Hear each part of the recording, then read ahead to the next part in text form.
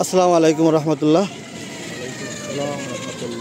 ফজরের নামাজ শেষ করে ভাবলাম যে হয়তো এখন মনে হয় বিচে সমুদ্র পাড়ে লোকজন সংখ্যা কম আছে, আমরা এখন যাই একটু ঘুরে আসি। এই টার্গেট নিয়েই কিন্তু খুব সকালে ফজরের নামাজ শেষ করেই বের হয়েছি, কিন্তু এখানে আইসা দেখতেছে এখানে অনেক লোকজন ভিড়। তার মানে আমাদের চাইতেও তারা আগে চলে আসছে।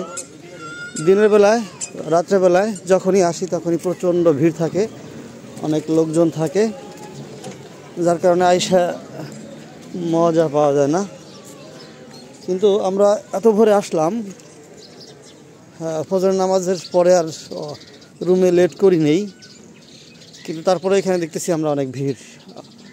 অলরেডি আমাদের 5 মিনিটের পথ আমাদের হোটেল থেকে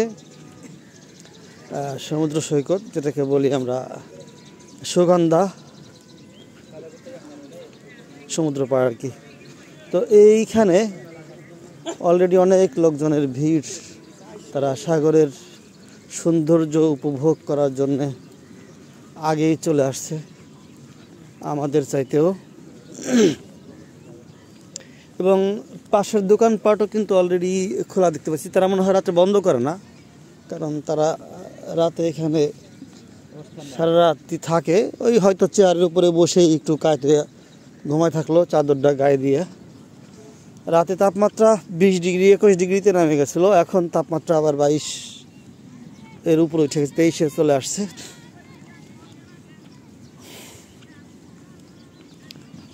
কক্সবাজার ভ্রমণের আজকে আমাদের তৃতীয় দিন।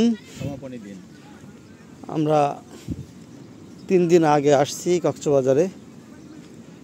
সমুদ্রের ঢেউ গর্জন, এটা স্বচক্ষে না দেখলে আসলে চিন্তা করা যায় না যে এটা কেমন।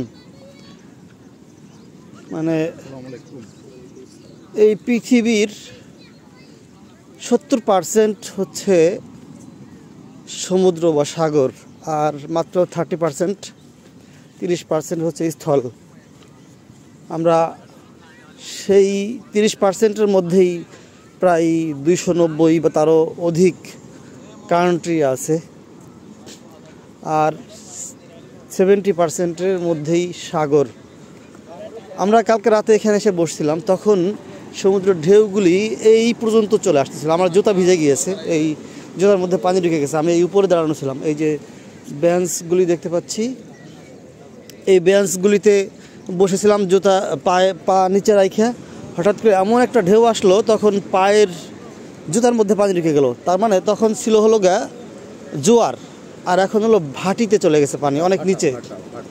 এখন হলো ভাটা, পানি অনেক নিচে চলে গেছে। এখন একটু আগায় সামনের দিকে মনে হয় যাওয়া যাবে। আমরা ওই টান জায়গা দিয়ে আগাই, লেখো ভাই, ওই যে ওই টান জায়গাটা, যে জায়গাটা পানি নিচে। এখানে সুন্দর একটা ঘোড়া, কেউ যদি চায় যে ঘোড়ায় চড়বে সেখানে চড়তে পারবে। ওনাদেরকে নির্দিষ্ট একটা ফি দিয়ে ঘোড়ায় চড়ার সুযোগ আছে। আমরা পঞ্চ স্যান্ডেল পায়ে দিয়ে আসছি। এই বালিতে কি টানে ধরবে নাকি? না না, এখন ধরবে না। তাহলে আমরা একটু পার হই, ওই পানির কাছে কাছে যাই। যদিও পা ভিজাবো না, কিন্তু দেখব। ফজরের নামাজ শেষ করেই বের হয়েছিলাম, কিন্তু বিচে কত মানুষের ভিড় এখনই। আর যত সূর্যকে বললো যে লাল হয়ে উঠতেছে দেখা যায়, আর যত সময় যাবে তত ভিড় আরও বাড়বে আরও বাড়বে। ওই যে 3টা ঘোড়া আমরা একসাথে দেখতে পাচ্ছি।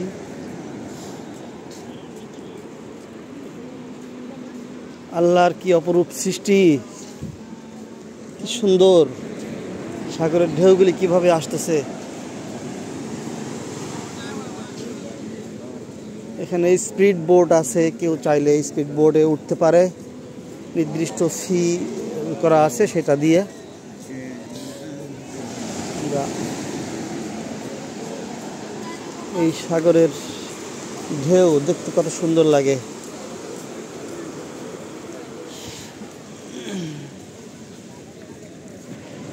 নিচে বসে ঢেউগুলি ভিডিও করি, তাহলে হয়তো আর একটু সুন্দর আসবে।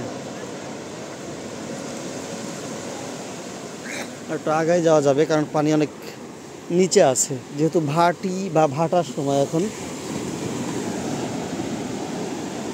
নিচের দিকে চলে আসলাম। মনে হয় ঢেউয়ের যে শব্দটা এটা ভিডিওতে আসতেছে, আপনারা শুনতে পাচ্ছেন। কোনো বাতাস নাই, মানে বাতাস নাই বলতে একেবারে বাতাস একেবারে কম, লো, কিন্তু তারপরে কি বড় বড় ঢেউ আসতেছে, অনেক বড় বড় ঢেউ আসতেছে। কত মানুষ ঘুরতে আসছে, দেখতে আসছে, এই সাগরের সৌন্দর্য উপভোগ করতে আসছে। হ্যাঁ, দুই সাইডে প্রচুর লোক। এরা সবাই হয়তো ফজরের নামাজ পড়েই, পানি কিন্তু আমাদের একেবারে নিকটে চলে আসছে, ব্যাক না করলে পা ভিজে যাবে।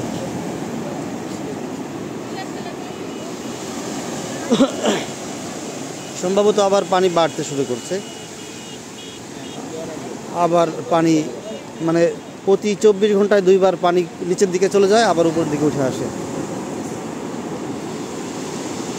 কালকে ওই যে বেঞ্চগুলি দেখতে পাচ্ছি ওই পর্যন্ত পানি উঠতেছিল। আমি রাতে যখন ছিলাম আমার জুতা ভিজে গেল, ওই বেঞ্চে বসা ছিলাম, তখন পিছন হঠাৎ করে ঢেউ এসে আমার পায়ের মধ্যে ঢুকে গেছে।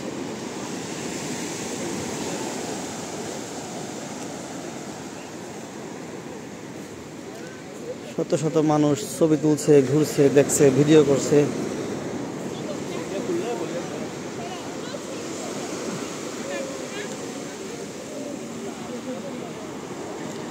সামনে শুধু ঘোলা দেখা যায়, আর কিছু দেখা যায় না, কারণ সমুদ্র তো সমুদ্রই, সামনে আর কিছু নাই পানি ছাড়া। তবে দূরে দূরে কিছু মাছ ধরার ট্রলার দেখতে পাচ্ছি আমরা, ছোট ছোট ছোট ছোট কিছু নৌকা বা ট্রলার আছে যেগুলিতে মাছ ধরে মানুষ, মাছ ধরার নৌকা। অনেক মানুষ এখানে এই সাগরের সৌন্দর্য উপভোগ করার জন্যে আসছে, দেখছে, ঘুরছে, ছবি তুলছে, ভিডিও করছে। অনেক মানুষ।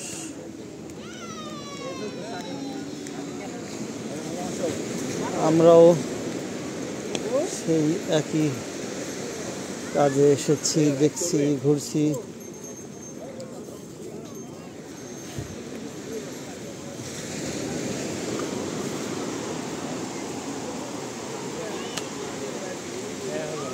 ভিডিও করছি।